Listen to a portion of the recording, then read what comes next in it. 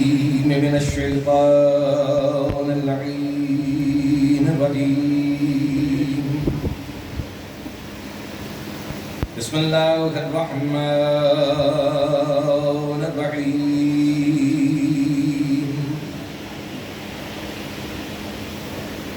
الحمد لله وكفى وسلام على عباده الذين اصطفى، خصوصا على سيد أنبياء محمد المصطفى. اللهم صل على محمد وآل محمد بالياسين والطه وعلى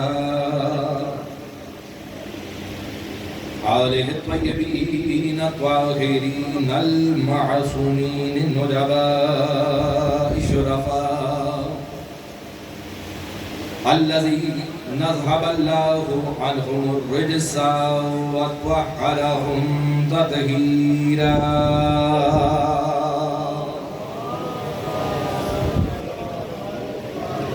ولعنة الله وإمته على الملعونين من يومنا وهذا إلى قيام يوم الجزاء.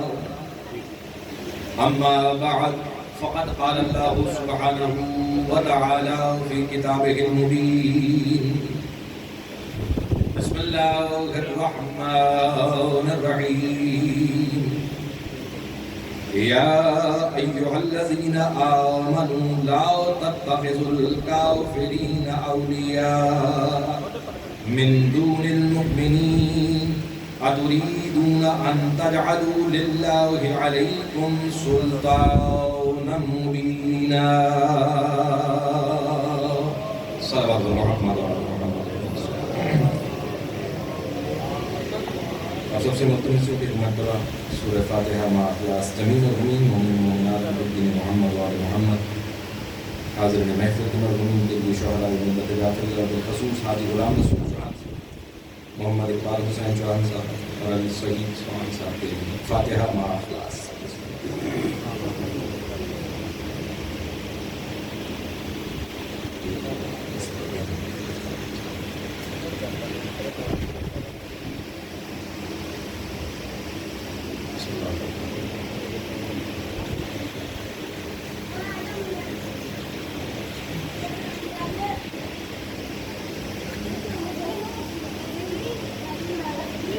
اللهم ارزقنا حج بيتك الحرام وشفاعة الحسين جده وعبيه وأمه وأخيه وأولاده المعصومين برحمتك يا أرحم الراحمين. دعا روح تمہاری اپنی حبیب ہستیوں کا صدقہ ذوات مقدسہ کا واسطہ کہ جن کی محبت دنیا عالمین کی ہر مخلوق پر فرض کی ہے. ہم سب کو یہاں مجتمع ہونا، ذکر کرنا اور سننا اپنی بارگاہ میں مقبول و منظور فرما. عزیزان نے سید الشہداء ماتمیان مظلوم کربلا محبین محمد وآل محمد علیہ السلام، دنیا میں جہاں جہاں مصروف اعضاء ہے مالک سب کی محافظت و فرما. شر شیطان شر اعداء سے محفوظ و معمون فرما. جو بیمار ہے مالک وہ سب کا محمد وآل محمد علیہ السلام کا سب کو شفاء کامل و عاجل عطا فرما. جو مقروض ہیں ان کے قرضوں کو عطا فرما. جو پریشان حال ہیں ان کی پریشانی کو دور فرما. حاضرین محفل جو بھی حوائج اپنے دلوں میں لیے ہوئے ہیں والد سے عزا کا صدقہ مالک سب کی دعاؤں کو اپنی بارگاہ میں قبول و منظور فرما. ہمارے دلوں میں برائے محبت محمد وآل محمد علیہ السلام زیادہ فرما. حقیقی معنوں میں شیعہ سناشری، صحیح معنوں میں منتظر امام علیہ السلام بننے کی توفیق عطا فرما. سب دعاؤں کی دعا جو ہماری دعاؤں کی مقبولیت کی شرط ہے کہ مالک ہمارے وارث حقیقی کے ظہور میں تعجیل فرما. ان سب دعاؤں کی مقبولیت کے لیے ایک مرتبہ بلند تر صلوات پر محمد وآل محمد. مومن کرام سلسلہ کلام جاری ہے. جس آئے واقعی ہدایت کو سخننامہ سخن قرار دے کر جس پر گفتگو ہو رہی ہے، اس آیت میں خداوند متعال فرما رہا ہے یا ایھا الذین آمنوا لا تتخذوا الکافرین اولیاء. اے ایمان والو مت بناؤ کافروں کو اپنا ولی. کب کہ من دون المؤمنین، جبکہ تمہارے درمیان مومنین موجود ہیں. اتریدون ان تجعلوا للہ علیکم سلطانا مبینا. اور اگر تم ایسا کرتے ہو تو کیا تم نے ارادہ کر لیا ہے کہ تم اللہ کو خود پر حجت بنا لو، سلطان مبین بنا لو، اس بات پر کہ تم نے اس کے حکم کی نافرمانی کی؟ اس پوری آیت کے اندر جس کے اوپر اس وقت گفتگو ہو رہی ہے وہ لفظ اولیاء ہے، ولایت ہے، ولی ہے۔ عرض کرنے کی کوشش کر رہے ہیں، پہنچانے کی کوشش کر رہے ہیں اس بات کو کہ جو لفظ ولی کے معنی اخذ کیے گئے ہیں، بتائے گئے ہیں، سب کے سب منطبق نہیں ہوں گے اس ولایت پر یا اس اولیاء پر کہ جس کا استعمال قرآن میں ہو رہا ہے کہ جو اللہ چاہتا ہے۔ وہ لفظ ولی کا معنی، وہ ولایت کا معنی، وہ ولا کا معنی وہی ہوگا جو خداوند متعال بتانا چاہ رہا ہے، اور یقیناً یہ نہیں پہنچتا اگر ہم لوگ متمسک نہ ہوتے وارثان قرآن سے، محمد والے محمد علیہ السلام سے۔ ان سے بہتر اس کے معنی کوئی نہیں بتا سکتا۔ یقیناً وارثان قرآن ہے، اور اسی چیز پر بحث ہو رہی ہے کہ کیا یہ لفظ ولی کوئی بھی ہو سکتا ہے، کسی پر بھی منطبق ہوتا ہے، کوئی بھی ولی بن سکتا ہے، یا اللہ تعالیٰ نے قرآن کے اندر ایک اور جگہ ارشاد فرما رہا ہے کہ انما ولیکم اللہ، کہ میں تمہارا ولی ہوں، رسول اور مومنین۔ تو کیا یہ ولایت اسی طرح کی ولایت ہے یا اس کے معنی بھی وہی ہیں جو ہم باقی ولایتوں کے لیے؟ نہیں۔ میں نے عرض کیا یقیناً نوجوانوں کے اذان عالیہ میں ہوگا کہ ولایتوں کی تقسیم کی گئی، علماء نے ولایتوں کو تقسیم کیا کہ کون کون سی ولایت ہے، عام ہے، خاص ہے، مخصوص ہے، مثبت ہے، منفی ہے۔ یہ ساری ولایتیں جو آپ نے اس کے کچھ نہ کچھ اجزاء جو ہیں مجراگار سے مستعلق علم سے سماعت فرمائے۔ لفظ ولی کا معنی یقیناً اب تک آپ کے ذہنوں میں ہوگا جن کو نہیں پتا کہ لفظ ولی کس کو کہتے ہیں؟ قربت، قریب ہونے والے ولی اس کو کہا جاتا ہے کہ جو قریب ہو۔ لیکن اس کے ساتھ ساتھ یہ بھی بحث چل رہی کہ قریب کیسا، کیا اس کے اندر زمان و مکان کی قید لاگو ہوگی کہ قریب ہونے کے لیے آپ وقت اور جگہ شیئر کرنے ہوں گے تو ولی بن سکتے ہیں؟ تو اس کو بھی مثالوں کے ذریعے سمجھانے کی کوشش کی گئی ہے، نوجوان تک کی بات پہنچانے کی کوشش کی ہے کہ نہیں، قربت اس چیز پر مقید نہیں ہے یا اس چیز کے حصار میں نہیں ہے کہ جس کو زمان اور مکان کہتے ہیں، کہ وقت اور جگہ اگر آپ اس قید میں ہیں تو ولی بن سکتے ہیں، ویسے آپ ولی نہیں بن سکتے۔ تو یہ چیزیں بھی مثالوں کے ذریعے، قرآن کے آیات کے ذریعے آپ تک پہنچانے کی کوشش کی جا رہی ہے۔ میں تھوڑا سا اور آسان کر دوں نوجوان کو سمجھنے کے لیے کہ انسان، مسلمان خاص طور پر، جب بھی کوئی عمل کرتا ہے تو اس کا آغاز کس چیز سے کرتا ہے؟ وہ عمل کہ جس کا اس کو حکم دیا گیا ہے۔ کوئی بھی امر ربی ہے، جب وہ اس کو ادا کرتا ہے تو اس کا آغاز کس چیز سے کرتا ہے؟ مشکل سوال ہے۔ نیت، یقیناً سب سے پہلے امر الہی کو انجام دینے کے لیے جو چیز ضروری ہے وہ کیا ہے؟ نیت۔ نیت کے بغیر آپ کوئی بھی عمل انجام نہیں دے سکتے۔ اچھا وہ علیحدہ بحث ہے کہ اس کو دہرانا ہے یا اس کو دل میں رکھنا ہے، اونچی آواز میں کہنا ہے، آہستہ کہنا ہے، کسی کو بتانا ہے، گواہ بنانا ہے، یہ نہیں، ٹھیک ہے، یہ گلا نہیں چلا ہے۔ لیکن جو ضروری چیز ہے کسی بھی امر الہی کو انجام دینے کے لیے تو اس میں سب سے پہلی چیز نیت، اور یہ اتنی اہم ہے کہ حدیث حضرت محمد مصطفیٰ صلی اللہ علیہ وآلہ وسلم یقیناً آپ نے سماعت کی ہوگی، آپ کے اذہان میں ہوگی کہ رسول فرماتے ہیں کہ مومن کی نیت اس کے عمل سے بہتر ہے۔ یعنی کہ نیت اتنی اہم چیز کہ اس کو عمل سے بہتر قرار دیا جا رہا ہے۔ لیکن عمل کے اندر ریا ہو سکتی ہے نا، کسی کو دکھانے کے لیے عمل کیا جا سکتا ہے، یا چلیں اور آسان کریں، عمل کے اندر کمی ہو سکتی ہے، کجی ہو سکتی ہے۔ ایسا ہے کہ نہیں، انسان ہے نا، بشر ہے، ٹھیک ہے، تو ہو سکتا ہے اس کا حق ادا نہ کرے جس چیز کا اس نے نیت کی ہے، عمل کے اندر وہ اس چیز کو حق ادا نہ کر سکے اس کا، تو اس کے اندر کمی ہے۔ اسی لیے فرمایا گیا کہ جو نیت ہے اس میں کمی نہیں ہو سکتی، کیونکہ اس کا تعلق صرف نیت کے ساتھ ہے، آپ کے دل اور دماغ کے ساتھ ہے، اس کا اظہار کے ساتھ تعلق نہیں ہے، اس کے اندر اعضاء و جوارح کام نہیں کرتے، عمل میں آزا و جوارے کام کرتے ہیں تو اس میں کجی اور کمی ہو سکتی. اسی لیے رسول نے فرمایا کہ مومن کا عمل کم تر ہے کس سے؟ اس کی نیت سے. یعنی نیت زیادہ بلندی پر ہے. اور کیا کرتے ہیں نیت جب کہ آپ کو یہ ہمارا نام دیتے ہیں؟ مثال کے طور پر آپ وضو ہی کرتے ہیں تو آپ اس سے پہلے نیت کرتے ہیں. کیا نیت کرتے ہیں؟ کہ وضو کرتا ہوں قربتاً الی اللہ. کیا کہتے ہیں؟ قربتاً الی اللہ. نماز پڑھتے ہیں یہی کہتے ہیں قربتاً الی اللہ. روزہ رکھتے ہیں قربتاً الی اللہ. تو یہ جو لفظ قربت آپ نیت میں استعمال کرتے ہیں اس کے معنی کیا ہے؟ لفظ قربت کا جو آپ نیت میں استعمال کر رہے ہیں اس کے معنی بھی ولایت ہی ہیں. ولایت کو قربت کر لیں یا قربت کو ولایت کر لیں. سمجھ رہے ہیں بات کہ آپ کیا چاہ رہے ہیں کہ جو میں عمل انجام دے رہا ہوں کس لیے؟ قربتاً الی اللہ، کہ تاکہ میں اللہ تعالیٰ کا قرب حاصل کر سکوں. کیا معنی ہے اس کے؟ کہ اللہ کے تھوڑا اور نزدیک ہو جاؤں. مثال دے رہا ہوں کہ آج میرا اتنا فاصلہ ہے اور جب میں نیت کر کے اس عمل کو انجام دوں تو اب میں تھوڑا اور قریب ہو گیا.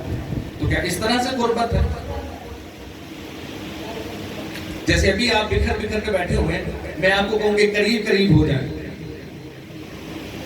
تھوڑے قریب قریب ہو جائیں. یہ ویسے میں کہہ بھی رہا ہوں کہ تھوڑے قریب قریب ہو جائیں. ایسا کوئی مسئلہ. ایک سلوات پڑھیں بلکہ محمد و آل محمد.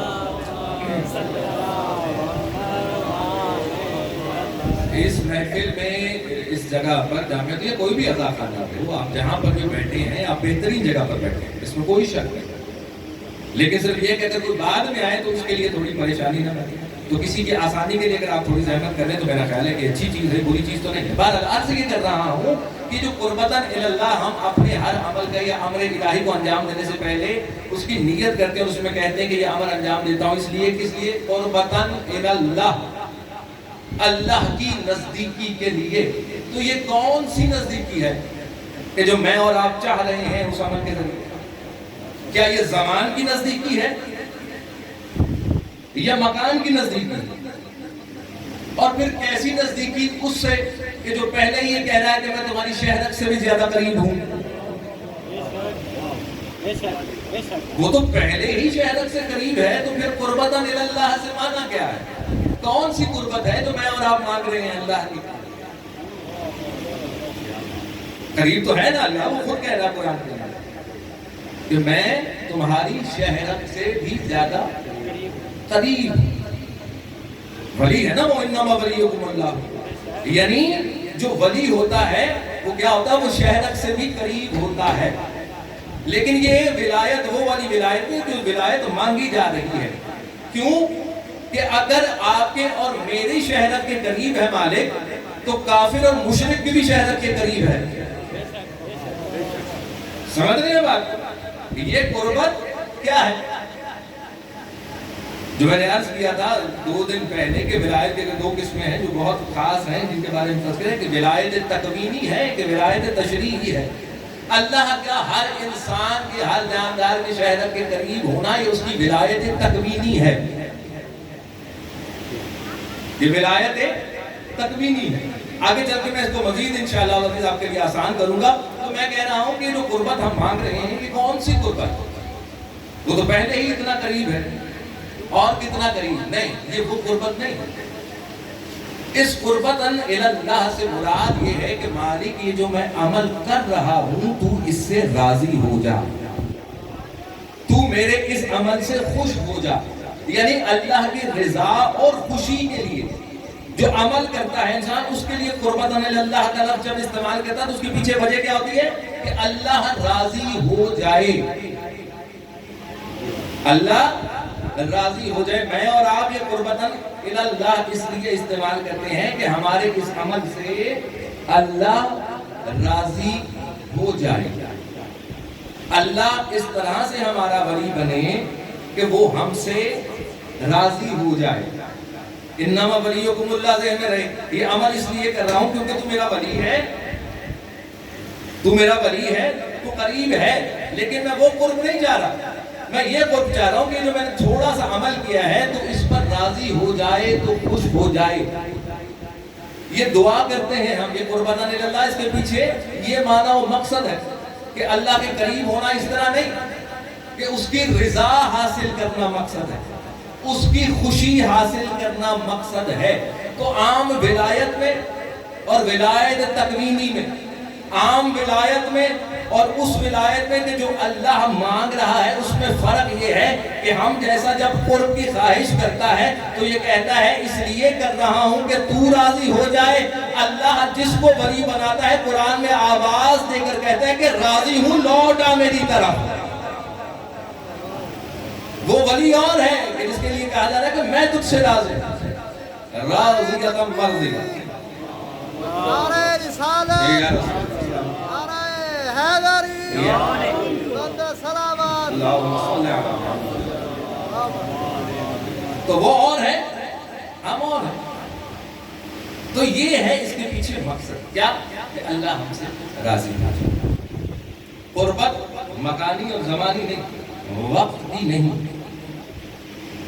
جس کو ولی بنایا جا رہا ہے، جس کو ولی بنایا گیا ہے، دیکھیں انما، بہت ہی توجہ سے اللہ سن رہا ہے، انما ولیکم اللہ۔ جب آپ کہتے ہیں یا اس چیز کا اقرار کرتے ہیں کہ اللہ تعالیٰ فرماتا ہے کہ اللہ تمہارا ولی ہے، تو کیا آپ نے اللہ کو دیکھا ہے؟ کیا آپ نے اللہ کو دیکھا ہے؟ جس کی آپ یہ چیز اس آیت کو مان رہے ہیں کہ اللہ میرا ولی ہے، تو کیا ہے اللہ؟ حاضر ہے، حاضر ہے نا اللہ، لیکن آپ دیکھ نہیں سکتے۔ تو جیسا حاضر ہے ویسا غائب بھی ہے۔ حاضر ہے، غائب ہے، کہ یہ آنکھ اس کو دیکھ نہیں سکتی، تو اس آنکھ کے لیے اللہ کیا ہے؟ غائب ہے، لیکن حاضر ہے۔ دیکھیں آپ شاید اس کو سمجھ لے ہو کہ میں بات کسی اور طرف لے کے جا رہا ہوں، یہ آپ کے لیے مشکل ہو رہی ہے، آپ گھبرا کے نہیں سماعت کریں، بڑی آسان سی بات ہے نا، اللہ حاضر ہے۔ جب میں نے ابھی عرض کیا کہ اللہ تعالیٰ خود قرآن میں فرماتا ہے کہ میں تمہاری شہرت سے بھی قریب ہوں، اس کا مطلب ہے کہ اللہ غائب نہیں ہے، لیکن میں دیکھ نہیں سکتا اللہ کی، تو اس کا کیا مطلب ہے کہ اس نور کے لیے اللہ تعالیٰ غائب ہے، یعنی ولایت کہیں نہ کہیں اتصال بالغیب پر دلالت کر رہی ہے۔ یعنی ولی کا سامنے ظاہر ہونا ضروری نہیں ہے، غیب ہے نا۔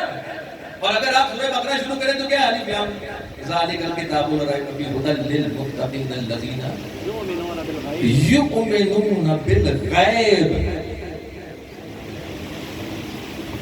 یؤمنون بالغیب، جو غیب پر ایمان لائے۔ اللہ حاضر و ناظر ہے، موجود ہے، لیکن غائب ہے، لیکن مانا ہوا ہے۔ دیکھیں اگر اس ممبر سے یہ سکتا ہے محمد و آل محمد کا، تعلیمات محمد و آل محمد کا، اگر ان سے متمسک نہ ہوتے تو شاید ہمیں توحید کا بھی صحیح معنوں میں پتہ نہ چل پاتا۔ یہ جو ہم اتنے کھلے ہو کر اس طرح کے جملے کہہ دیتے ہیں نا بغیر کسی خوف کے، اس کے پیچھے وجہ یہی ہے کہ جو تعلیم محمد و آل محمد نے اس نے توحید کا کنسیپٹ اس قدر کلیئر کر دیا ہے کہ ہمیں پتہ ہے کہاں شرک ہے کہاں نہیں ہے، کیونکہ ہم نے وحدانیت بھی علی سے سیکھی ہے، اللہ کا تعارف بھی علی نے کروایا۔ دیکھیں حضرت علی کا پہلا خطبہ ہے نہج البلاغہ کے اندر، نہج البلاغہ کے اندر پہلا خطبہ تمام مومنین تقریباً سب نے، بزرگ جو یہاں پر بیٹھے ہوئے ہیں یا جو کتاب پسند دوست یہاں پر بیٹھے ہوئے ہیں کہ جن کو اچھا لگتا ہے، انہوں نے کہیں نہ کہیں کچھ نہ کچھ خطبات تو کم از کم ضرور پڑھے ہوں گے۔ پہلا خطبہ ہے نہج البلاغہ کا، میرے اور آپ کے مولا۔ توحید شناسی دیکھیے، توحید شناسی دیکھیے علی کی، اور پھر ڈھونڈیے کسی اور کے پاس ایسی توحید شناسی ہے کہ نہیں، کائنات میں کوئی ایسا مل جائے جس نے آج سے پہلے علی کے اس جملے سے پہلے بتایا ہو کہ وحدانیت ایسی ہوتی ہے، اللہ ایسا ہوتا ہے۔ کیا فرماتا ہے میرا اور آپ کا پہلا مولا نہج البلاغہ کے پہلے خطبے کے اندر کہ اللہ وہ ہے کہ جب وہ کچھ خلق کرتا ہے تو سوچتا نہیں، صرف خلق کرتا ہے۔ بڑا سادہ سا جملہ ہے نا، کیونکہ عقلیں سادہ ہے نا ہماری، اس لیے جملہ بھی سادہ لگ رہا ہے۔ آپ نے کوئی کام کرنا ہو نا، کوئی نیا کام شروع کرنا ہو تو انسان 10 مرتبہ سوچتا ہے، 20 مرتبہ سوچتا ہے، مشورے کرتا ہے ادھر سے ادھر سے، کنسرن لوگوں کے پاس جاتا ہے کہ آیا یہ ٹھیک ہے کہ نہیں۔ میں نے کہا کہ اللہ جو خلق کرتا ہے، مولا فرماتے ہیں کہ جب وہ خلق کرتا ہے تو وہ سوچتا نہیں، وہ صرف خلق کرتا ہے۔ اور ایک اور جگہ میرے مولا نے فرمایا کہ دیکھیے توحید شناسی ہے کہ کتنا قریب ہے اللہ کے علی، خدا شناسی کس بلندی پر ہے علی کی۔ ایک جگہ اور فرماتے ہیں کہ اللہ جب کوئی شے خلق کرتا ہے، یہ علی ہی فرما سکتے ہیں کہ اللہ جب کوئی شے خلق کرتا ہے تو صرف وہ شے خلق ہوتی ہے، حرکت بھی خلق نہیں ہوتی۔ یہ بڑے آسان جملے ہیں، آپ نے بڑی آسانی سے ان کو سماعت کیا۔ یہ علی ہی فرما سکتے ہیں کہ اللہ جب کسی شے کو خلق کرتا ہے تو صرف شے خلق ہوتی ہے، حرکت بھی خلق نہیں ہوتی۔ جب وہ کسی کو تخلیق کرتا ہے، خلق کرتا ہے تو سوچتا بھی نہیں ہے۔ اللہ سوچ کر خلق نہیں کرتا یا خلق کر کے نہیں سوچتا۔ سمجھ رہے بات؟ توحید شناسی دیکھیے، خدا شناسی دیکھیے، معرفت الہی دیکھیے علی کی کہ کیا کرے کہ اللہ جب کوئی شے خلق کرتا ہے تو سوچتا نہیں ہے، سوچتا نہیں ہے، خلق کر دیتا ہے اور نہ بعد میں سوچتا ہے۔ اگر بعد میں یا پہلے سوچے تو پھر اللہ تو نہ رہا نا۔ وہی اللہ کہ جو کچھ بھی خلق کرنے سے پہلے یا بعد میں نہیں سوچتا، کیا فرما رہا ہے قرآن میں؟ انما ولیکم اللہ ورسولہ، یہی فرما رہا ہے نا، انما ولیکم اللہ ورسولہ والذین آمنوا الذین یقیمون الصلاۃ ویؤتون الزکاۃ وہم راکعون۔ جس نے کچھ نہیں سوچا اور صرف خلق کر دیا، اور نہ خلق کرنے کے بعد، ایسا ولی ہے اللہ۔ تو جب آپ نظر دوڑاتے ہیں نظام کائنات کے اوپر تو مولا کا یہ جملہ آپ کے ذہنوں میں ہے نا کہ اللہ بغیر سوچے سمجھے خلق کرتا ہے، نہ خلق کرنے سے پہلے سوچتا ہے نہ خلق کرنے کے بعد سوچتا ہے۔ یہ وہی کہہ سکتا ہے کہ جس سے جب سوال ہو اور کسی نے پوچھا ہو کہ علی کیا بات ہے کہ جب سوال کرتے ہیں تو آپ سوچ کر جواب نہیں دیتے، تو یا اللہ نہیں سوچتا یا علی نہیں۔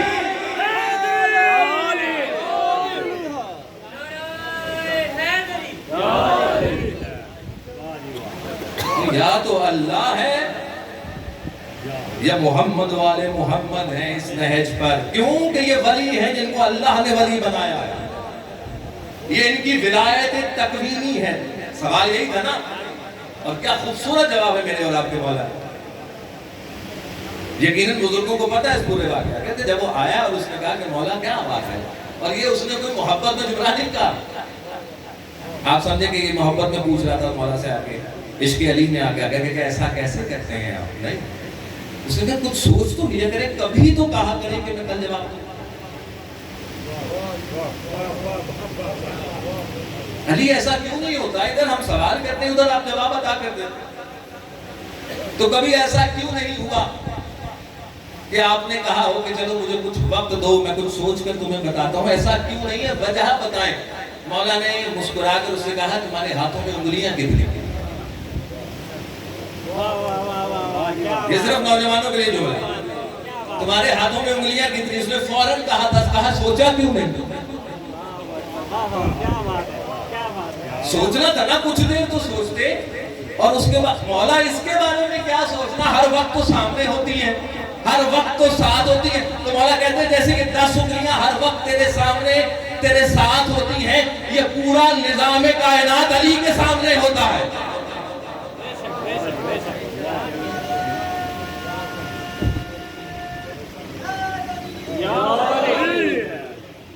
جیسے تمہارے ہاتھوں کے سامنے ہے نا، یہ 10 انگلیاں، اس کا جواب دیتے ہوئے تمہیں سوچنے کی ضرورت پڑتی۔ مجھے علی کو بھی تمہارے کسی سوال کے بارے میں یہ سب کچھ میرے سامنے ہے۔ وجہ کیا ہے؟ آمنوا الذین یقیمون الصلاۃ ویؤتون الزکاۃ وہم راکعون، کیونکہ اللہ نے علی کو ولی بنایا ہے۔ یہ اس کی ولایت تکوینی کے خلاف ہے کہ سوال کرنے والے کا سوال ختم ہو جائے اور جواب شروع نہ ہو. علی کہتے ہی اس کو ہے کہ سوالی کے سوال ختم ہونے سے پہلے عطا کرتا ہے. صلوات پڑھ دے محمد و آل محمد. بحث یہ ہے کہ ولی کیوں مانا اور کون ہے جو ولی کو ولی نہیں مانتا. ہر بندہ مانتا ہے. کیسا ولی مانتا ہے, کب ولی مانتا ہے, یہ ایک سوال ضرور ہے. کسی نے امام جعفر صادق علیہ السلام سے بلند آواز سے سوال پڑھے گا. بکھر کے نہیں, مل کے صلوات پر محمد و آل محمد. سلام. جزاک اللہ. جزاک اللہ. امام جعفر صادق علیہ السلام سے ایک سوال ہوا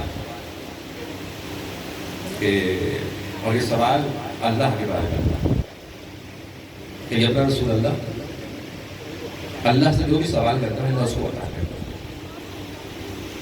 وہ بادشاہ, وہ مالک, وہ رازق ہے, وہ خالق ہے. سوال مولا میرا یہ ہے کہ مجھے صرف یہ بتائیں کہ اللہ کا خزانہ کہاں ہے. اللہ کا خزانہ کدھر؟ اس کے پاس ہے, کہیں دور رکھا ہوا ہے. اللہ کا خزانہ ہے کا کتنا بڑا ہے, کیوریوسٹی ہے, تجسس ہے. اور شکر ہے کہ اس نے امام جعفر صادق علیہ السلام سے پوچھا, کسی اور سے نہیں سوال کرتی.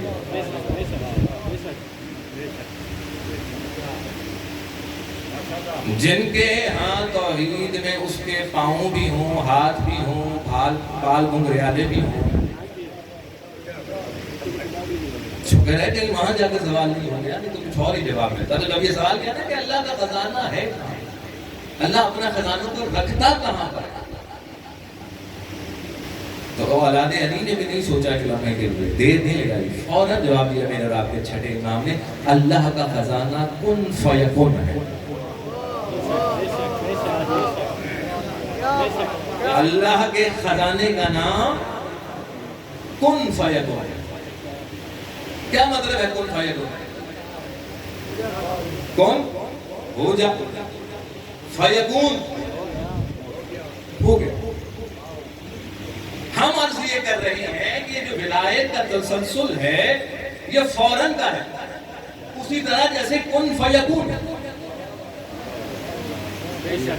انما ولیکم اللہ ورسولہ والذین آمنوا الذین, اس میں اتنا ہی فاصلہ آئے گا جتنا کن فیکون میں ہے. نہیں سمجھے میری بات کو, میں نوجوان کو سمجھا دوں. اللہ تعالیٰ کن کہتا ہے ہو جاتا ہے. یہ نوجوان کو سمجھانے کے لیے بزرگ پہنچ چکے ہیں میری بات میں. کن فیکون مثال دے رہا ہوں, اور آپ نے قرآن کے اندر آیت بھی پڑھی کہ اللہ نے جب نظام کائنات کو خلق کیا تو لفظ کیا کہا, کن. تو کتنا وقت لگا اس کن کی تکمیل میں, یعنی کہ اللہ نے کہا سورج کے لیے کہ کن, تو 2 گھنٹے لگے, 3 گھنٹے لگے, کتنی دیر لگی؟ آپ کے ذہنوں میں عقیدہ توحید کے حساب سے جواب ہونا چاہیے نا, کتنی بلندی پر آپ نے توحید کو رکھا ہوا ہے. جب خالق کہتا ہے کون, کہ سورج کے لیے کون کہا مثال کے طور پر, تو کتنی دیر میں سورج کو فیکون ہو جانا چاہیے؟ وقت نہیں نہ لگنا چاہیے, وقت نہیں لگنا چاہیے, اس کو فوراً ہو جانا چاہیے. چاند کے لیے کہا ہے کون, تاروں کے لیے کہا ہے, کون سے تارے کہ جن کو کوئی شمار ہی نہیں کر سکتا. اگر ان تاروں کے لیے بھی مالک کن کہہ رہا ہے تو کتنی دیر لگے تاروں کو بننے میں؟ کوئی وقت نہیں. کون فیکون, یہ کن فیکون پڑھتے ہوئے بھی جتنا مطلب ٹائم لگ رہا ہے اتنا بھی وقت نہیں لگ سکتا. آپ جب تلاوت کریں نا اس آیت کے اس جز کو, تو کن فیکون کہتے ہوئے جتنا وقت آپ کو لگ رہا ہے اس سے بھی کم وقت, بلکہ آپ اندازہ ہی نہیں کر سکتے. آپ سوچ بھی نہیں سکتے کہ کتنی جلدی. یہ نہیں ہے کہ ایک چیز کے بارے میں کون کہا, اس کے بعد اس کا پروسیس چل رہا ہے, چیزیں آ رہی ہیں, بن رہی ہیں, مل رہی ہیں, بگ بینگ تھیوری اور یہ اور وہ سارا, اور اس کے بعد ایک پورا نظام. نہیں, کون فیکون. ادھر کہا ادھر ہو گیا. یہ ہے خزانہ الہی. اسی خزانہ الہی کے اندر اللہ تعالیٰ فرمائے انما ولیکم اللہ ورسولہ، ٹھیک ہے، اور مومنین تمہارے بلائے. ٹھیک ہو گیا؟ کیا کہتے ہیں؟ کن فیکون.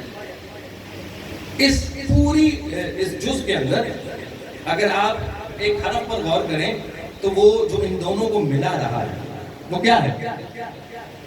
کن. یکون کو جو ملا رہا ہے وہ کیا ہے؟ گھبرا رہے ہیں؟ عربی میں پڑھا ہے، ابھی آپ کے سامنے تلاوت کی ہے. کن اور یکون کے درمیان جو حرف ہے وہ کیا ہے جو ان دونوں کو ملا رہا ہے؟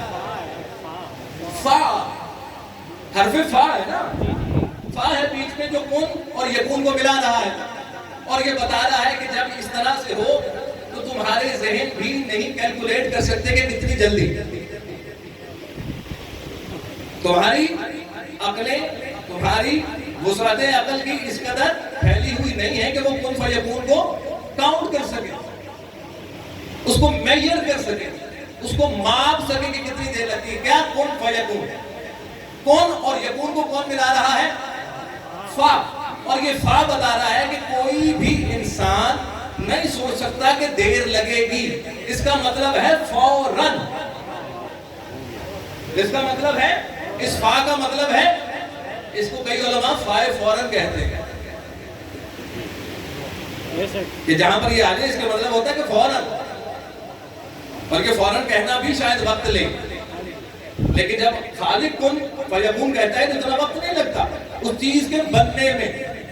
ٹھیک ہے؟ تو سمجھ آ گئی کن اور یکون کو ملانے والی فا. فا کا مطلب فوراً، اتنا جلدی کہ آپ کی سوچ بھی اس کو نہیں ماپ سکتی، نہیں کیلکولیٹ کر سکتی، نہ وقت کو، نہ زمانے کو، نہ مکان کو، کسی کو بھی نہیں. ادھر کہا کن فیکون اور ہو گیا. کن فیکون ہو گیا، کن فیکون ہو گیا. فا، فائے فوراً اس آیت میں کن اور یکون کو ملانے والی ہے. اب دیکھتے ہیں کہ یہ فا اور کہاں کہاں ہے.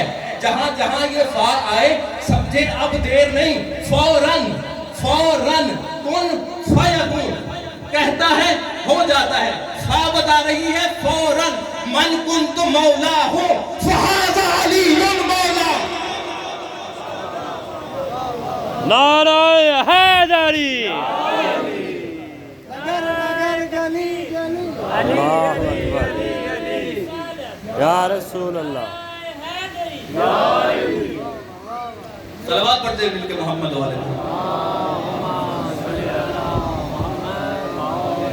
سمجھ آئی کہ کیوں کہتے ہیں بلا فاصل؟ بے شک بے شک. کیوں نہیں کہہ سکتے کہ نہیں ابھی ٹھہریے کچھ دیر بعد مان لیں گے؟ نہیں. سوچ کے مان لیں گے؟ نہیں. کن فیکون کہتا ہے ہو جاتا ہے. من کن تو مولا ہوں، جس کا میں مولا ہوں، فہذا بس ہو گیا علی بھی اس کا مولا. اب کوئی انتظار نہ کرے کہ یہ ہوگا تو مولا بناؤں گا، یہ ہوگا تو مولا بناؤں گا. نہیں.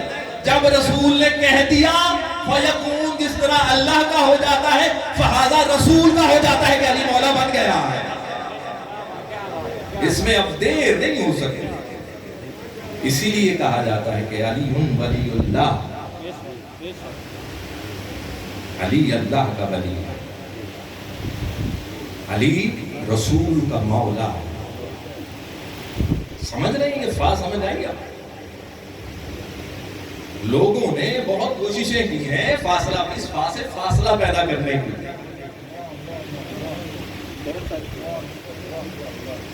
فا سے فاصلہ پیدا، اور کیا بھی فاصلہ پیدا. یہ نہیں ہے کہ نہیں کیا، کامیاب ہو گیا. ظاہرا تو کامیاب ہی ہے نا جی، فاصلہ تو آ گیا.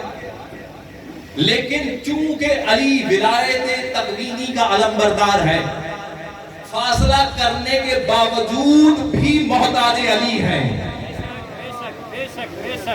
کون سا دور ہے کہ جس میں احتیاج علی نہیں ہے؟ کہاں کہاں علی کی ضرورت نہیں ہے؟ فاصلے پیدا کر سکتے ہیں، احتیاج کو ختم نہیں کر سکتے. جیسے خالق کے کائنات سے مخلوق کا رشتہ ختم نہیں ہو سکتا، ایسے موالی سے ولی کا رشتہ ختم نہیں ہو سکتا. صلوات پڑھیں کہ محمد و آل محمد.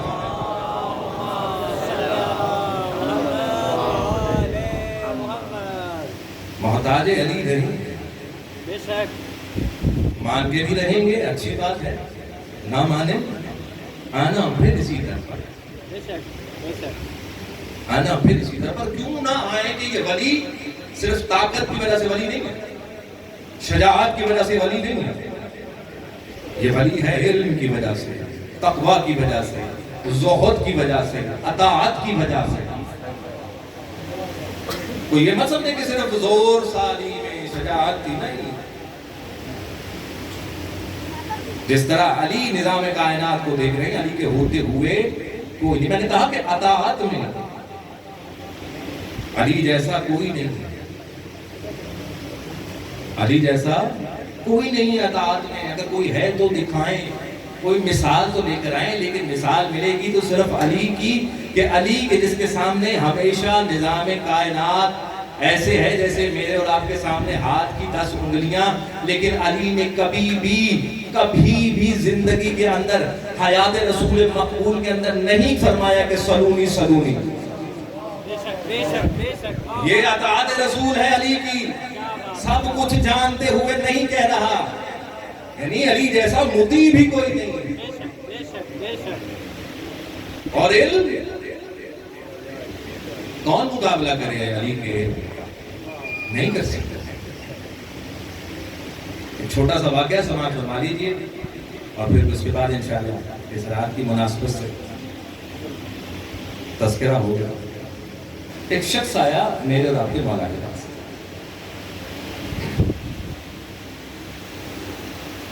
ابھی یہ ولایت تکوینی کے علم کی بات نہیں ہوئی، یہ بھی ذہن میں رہے. وہ انشاءاللہ کوشش کروں گا کہ اس کے اوپر کچھ گفتگو ہو جائے. آیا اور کہتا ہے کہ مولا، یقیناً بزرگوں کا سنا ہوا واقعہ لیکن نوجوانوں کے لیے شاید نیا. کہتا ہے میرا دوست تھا، اس نے اور میں نے مل کر ایک کاروبار کیا اور اس نے کچھ پیسے، کچھ درہم، مثال کے طور پر اس کا 10,000 درہم میرے پاس ہے اور وہ اس نے میرے پاس امانتاً رکھوا دی. لیکن اس کے ساتھ اس نے ایک بات کی تھی کہ اگر میں مر جاؤں، ایک صلوات پڑھیں گے محمد توجہ ہے نا آپ لوگ، کہ اگر میں مر جاؤں تو کیونکہ کاروبار ہے، ٹھیک ہے، پیسے میرے تمہارے پاس پڑے ہوئے ہیں، اگر میں مر جاؤں تو جو تمہارا دل کرے وہ میرے بیٹی کو دے دینا، باقی تم رکھ لینا. مولا کہتے اچھا. پھر کہتے مولا وہ فوت ہو گیا، اللہ کو پیارا ہو گیا. اچھا تو اب اس کے 10,000 درہم میرے پاس ہے. ٹھیک ہے. تو کہتا ہے کہ مولا اب میرا دل کرتا ہے کہ اس میں سے 7,000 درہم میں رکھ لوں اور 3,000 درہم اس بچے کو دے دوں. تو کیا میں نے اپنے دوست کی وصیت کو پورا کر دیا؟ جملہ دوبارہ دوہرا دوں اس کا کہ میرے دوست کے میرے پاس پیسے پڑے ہوئے تھے، اس نے کہا تھا کہ جب میں مر جاؤں تو جو تمہارا دل کرے وہ میرے بیٹے کو دے دینا اور باقی. تو اب میرا دل کر رہا ہے کہ اس 10,000 درہم میں سے 7,000 درہم میں رکھ لوں اور 3,000 درہم اس کے بیٹے کو دے دوں، جو میرا دوست فوت ہو گیا ہے اس کے بیٹے کو دے دوں. تو کیا میں نے اس کی وصیت پر عمل کیا؟ مولا نے کہا اگر تو ایسا کرتا ہے تو تو گناہگار ہے. بڑی سادہ اور آسان سی بات ہے نا بھائی جان. جب وہ کہتے کیا ہے کہ جو تیرا دل کرتا ہے میرے بیٹے کو دے دینا باقی تو رکھ لینا، تو اس میں تو یہی ہے نا کہ اس کا دل کیا کہ میں 70 رکھ لوں اور 3 دے دوں اس کو. تو مولا کیا فرما رہے کہ اگر تو ایسا کرے گا تو گناہگار ہوگا، تو نے وصیت دوست پر عمل نہیں کیا. تو کہتے مولا پھر میرے لیے حکم کیا ہے؟ کہتے جملہ یاد کر اس کا، کیا کہا تھا اس نے تجھے؟ کہ مولا یہی کہ جب میں مر جاؤں تو جو تیرا دل کرے وہ میرے بیٹے کو دے دینا. مولا نے کہا رک اور سوچ کہ تیرا دل کیا چاہتا ہے.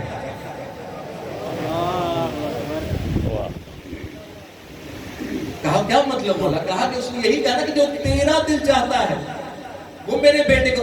اگر تیرا دل یہ چاہتا ہے کہ تو 7,000 رکھے تو جو تیرا دل چاہ رہا ہے وہ اس کے بیٹے کو دے اور وہ 3,000 خود رکھ. ایسا اور کون ہے سمجھانے والا کائنات میں جو اتنی چھوٹی بات کو اتنے خوبصورت انداز سے سمجھا کہ جہاں دنیا کو لگ رہا ہو کہ یہ ٹھیک ہے لیکن علی آ کر بتائے کہ نہیں ٹھیک، تو اس کا مطلب ہے حدیث رسول صادق آ رہی ہے کہ اگر پوری دنیا ایک طرف جا رہی ہو اور علی ایک طرف جا رہا ہو تو پیچھا علی کا کرنا، دنیا کا نہیں، کہ حق علی کے ساتھ ہے، بے شک بے شک بے شک بے شک حق علی کے ساتھ ہے، اور حق صرف علی کے ساتھ ہے۔ حق اگر علی کے ساتھ ہے تو حق حسن کے ساتھ ہے، بے شک بے شک بے شک حق حسین کے ساتھ بے ہے، شک اور حق اس کے ساتھ یہ ہے کہ جس کا میں اور آپ سب انتظار کر رہے ہیں۔ بے شک بے شک بے شک بس عزادارو، آپ کی زحمتوں کو تمام کروں، وقت کچھ زیادہ لے گیا ہوں، آج کی رات کی مناسبت سے کچھ تذکرہ کر رہا ہوں۔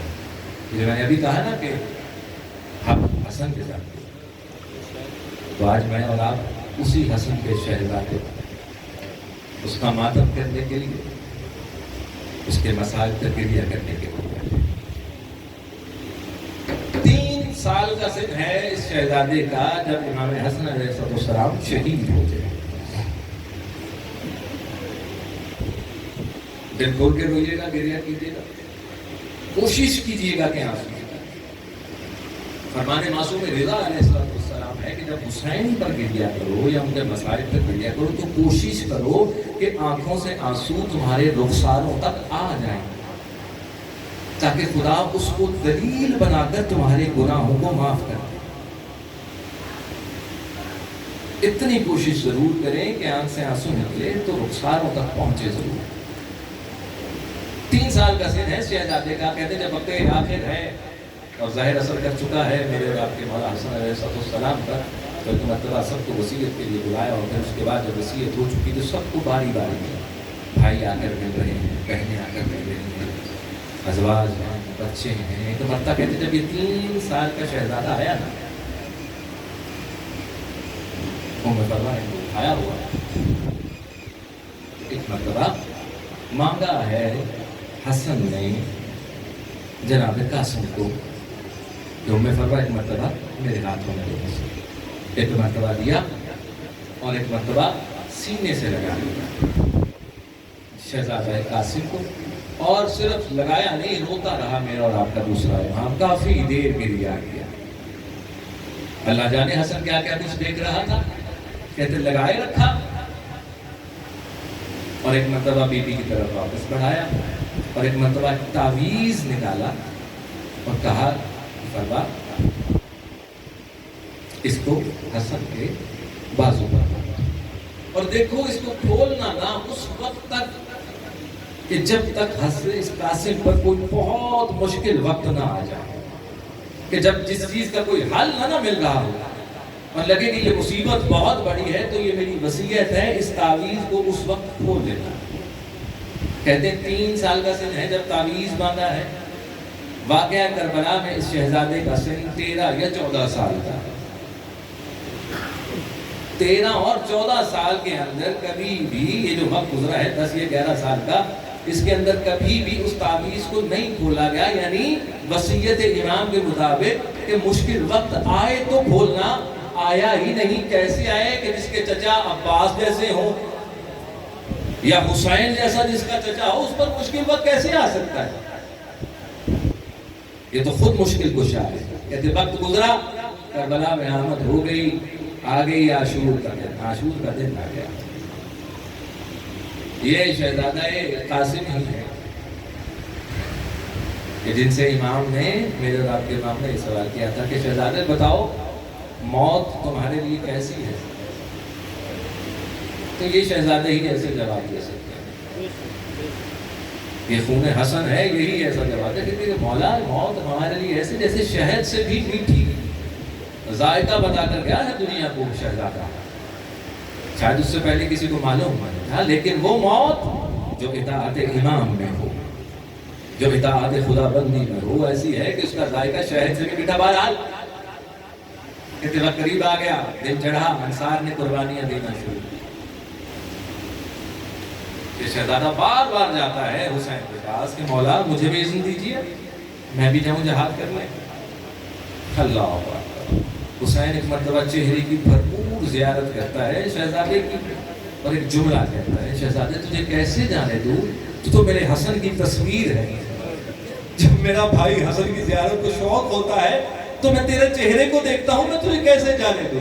कहते वक्त गुजरता गया, कासिम आता था, इजाजत मांगता था, चचा एक ही बात करते थे कि तुझे देखता हूँ तो हसन याद आता है, तुझसे मुझे भाई हसन की खुशबू आती है, तू क्यों मुझसे मेरे भाई की खुशबू को दूर करना चाहता है कासिम, तुझे कैसे इजाजत दे दूं। कहते कि मर्तबा वक्त आया कि कासिम बिल्कुल, कहते कि जब बिल्कुल मायूस हो गए ना तो कहता जाकर बैठ और ऐसे घुटनों में सर दे दिया। एक मर्तबा नजर पड़ी ना माँ, अल्लाह अकबर, इस माँ की नजर पड़ी बेटे पर। क्या हुआ, अभी तक गए नहीं जहाद के लिए, तुम नहीं जानते हुसैन पर कितना सख्त, चचा पर कितना कड़ा वक्त, और अभी तक तुम जहाद के लिए नहीं गए, कुर्बानी नहीं दी तुमने। अम्मा बार बार जा रहा हूं, बार बार जा रहा हूं। चचा एक ही जुमला कहते हैं कि मुझे तुझसे हसन की खुशबू आती है, तुझे देखता हूं तो भाई हसन याद आ जाता है, मैं कैसे। अच्छा नहीं जानती, अम्मा नहीं जानती, बड़ी मुश्किल में है। जैसे ही कहा ना कि बड़ी मुश्किल में है, एक मर्तबा वसीयत ज़हन में आई, हाँ तुम्हारे बाबा ने कहा था ना कि जब कोई बहुत बड़ी मुश्किल हो तो फिर उस तावीज़ को खोल लेना, जल्दी करो कासिम, तावीज़ को उतारो और देखो क्या है उसमें। अब कहते हैं कि जैसे याद आया ना, तावीज़ खोला कासिम का और वो तहरीर को देखा कि जब ऐसा वक्त आ जाए कि मेरा भाई मुश्किल में हो तो देखो पीछे मत हटना, मुझ हसन की तरफ से कुर्बान हो जाना मेरे भाई हुसैन। कहते हैं जैसे ही पढ़ा ना एक मर्तबा, जज्बा जहाद क्योंकि इस कदर बुलंद था उस वक्त, कहते खुशी खुशी गए और भागकर पहुंचे इमाम हुसैन अलैहिस्सलाम की खिदमत में। एक मर्तबा जाके देखा, कहा चचा आप इजाजत नहीं ना दे रहे थे, बस एक मर्तबा इस तहरीर को पढ़ लीजिए, उसके बाद आपकी मर्जी, चाहे मुझे जाने दे या जहां जाने दे।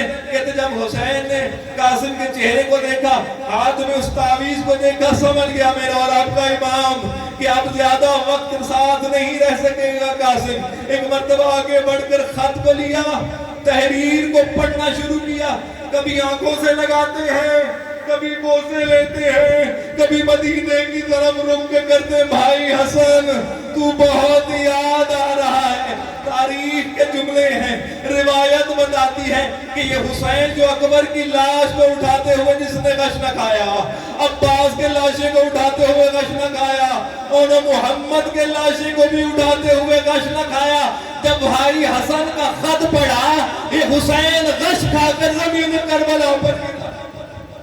इतनी मोहब्बत है हुसैन को हसन के साथ, अल्लाह जाने कैसे होश में आया। एक मर्तबा कहा कि हाँ कासिम आप तैयार है, खुद तैयार करवाया। एक जुमला मिलता है रिवायतों के अंदर कि सब शोहदा को हुसैन खुद तैयार करते थे, खुद ज़िरा पहनाते थे, खुद लिबास पहनाते थे, कुछ खुद तलवार को हिमायत करते थे।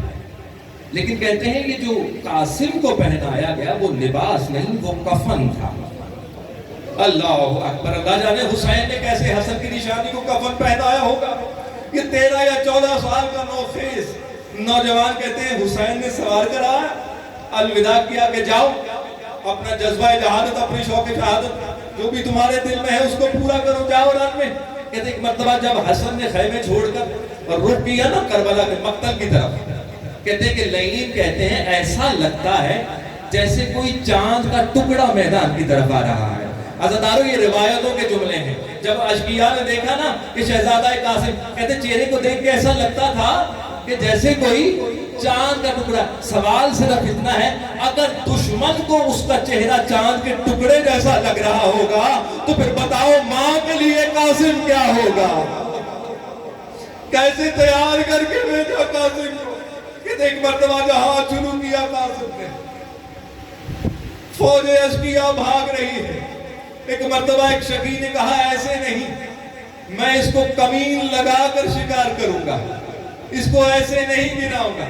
कहता वो छुपता हुआ कमीन लगाता हुआ हसन के पीछे आया, एक मर्तबा तलवार का वार किया शहजादे पर, پتا ہے تلوار کا وار کہاں لگا؟ وہیں جہاں مسجد کوفہ میں دادا علی کے لگا تھا. کہتے سر میں شگاف ہوا. ایک مرتبہ قاسم زمین پر آنے لگے، لیکن کیا دیکھتے ہیں کہ تسمہ جو ہے جوتے کا وہ رکاب کے اندر پھنس گیا. اب آدھا نیچے ہے آدھا رکاب میں ہے. وہیں سے استغاثہ بلند کرتا ہے شہزادہ، چچا قاسم کا آخری سلام. ایک مرتبہ حسین گھوڑے پر سوار ہو کے میدان کی طرف، کہتے جب دیکھا نا کہ قاتل جناب قاسم سامنے آیا، ایک مرتبہ حملہ کیا، اس نے ہاتھ ڈالا، اس کا ہاتھ کٹ کر زمین پر گرا. اس نے مدد کے لیے پکارا. جیسے ہی مدد کے لیے پکارا، اشقیاء نے گھیرا ڈالنا شروع کیا. اب جنگ اور زیادہ بڑھ گئی. کہ حسین جانا چاہتے ہیں شہزادے کے پاس، شہزادہ نظر نہیں آ رہا. فوجیں کبھی دائیں بھاگ رہی ہیں، کبھی بائیں بھاگ رہی ہیں. ایک ہلکی سی آواز حضور حسین کے کانوں میں ہے، چچا آخری سلام، میری مدد کو آئیے. وقت گزرا، ایک مرتبہ حسین پہنچا. کیا دیکھتا ہے کہ قاسم کے اتنا سن نہیں ہے جتنا قاسم تقسیم ہو گیا. ایک مرتبہ قریب آئے، بوسہ لیا، ایک جملہ کہا قاسم نے، مولا میری قربانی قبول.